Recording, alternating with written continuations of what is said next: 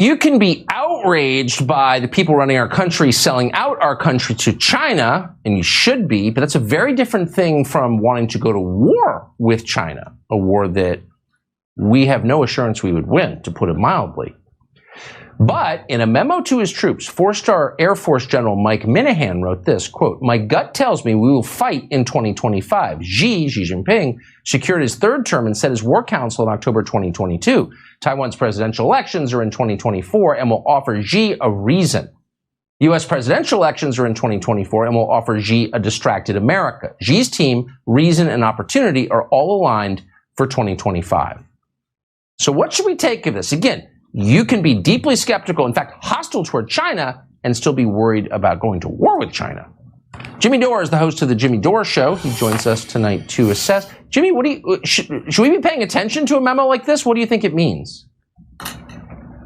What I think it means is that the United States is trying to provoke and sable-rattle with another nuclear power, right? This is what we were supposed to be afraid of was going to happen with Donald Trump, right? We couldn't have, he's a crazy man who's going to have his finger on the nuclear button, and now we have Demented Joe who is saber-rattling with 2 nuclear powers, and they get the corporate media sponsored by the military-industrial complex to get Americans to cheer it on. And why do Americans cheer it on? Because they have no idea what's actually happening with their foreign policy, and what's worse is they have no idea that they have no idea that they don't have any idea what's happening with their foreign policy. We have 400 military bases surrounding China since the Korean War. Do we really think that China is getting ready to invade the United States? Because I tell you, they're not. They make everything we use in the United States. Why? Because the same people who want this war are the same people who took the good jobs that are manufacturing jobs in America, turned them into low-paying, crappy jobs, and then shipped them to China, and then we get angry at them for the system that we set up. If they're so corrupt, because that's the thing, Americans have no idea how corrupt their government is.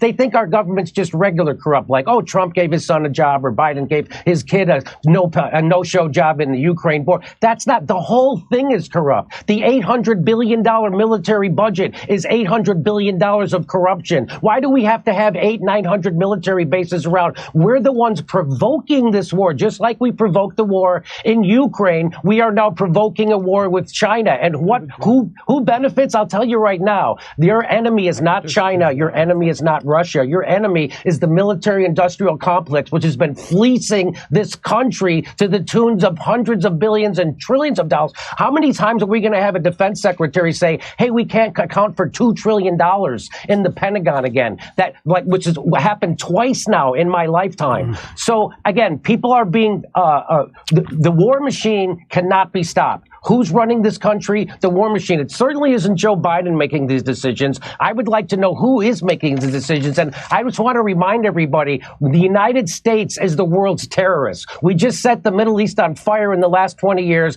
And now we're doing a proxy war in Ukraine, which we provoked, NATO provoked, and it was just admitted that we provoked it by the former Prime Minister of Germany. And now we're trying to saber-rattle with China, and they're predicting a war. Again, China's not going to invade us. China's not our enemy. We might have an economic war. That's what these are. These are economic wars. These are wars in Ukraine, it's about liquefied natural gas and making sure Germany and Russia never come together because we fear Russia's natural resources and manpower, and we fear them getting together with Germany with their technology and their capital. And so that's why we blew up the Nord Stream pipeline. That's why we're doing the Ukraine war. This is all about hegemony, imperialism, and economics. And if there's a Marine somewhere, it's there because they're about to steal some natural resources from another country. As everybody's screaming about what a bad guy Putin is for invading Ukraine, the United States is currently occupying a third of Syria. And which third is that? It's the third that has the oil. And how do I know we're there to steal their oil? Because the President of the United States said so. And we're not even benefiting economically. That's, I mean, of course, that's the rub. Jimmy Dore, appreciate it. Thank you. My pleasure.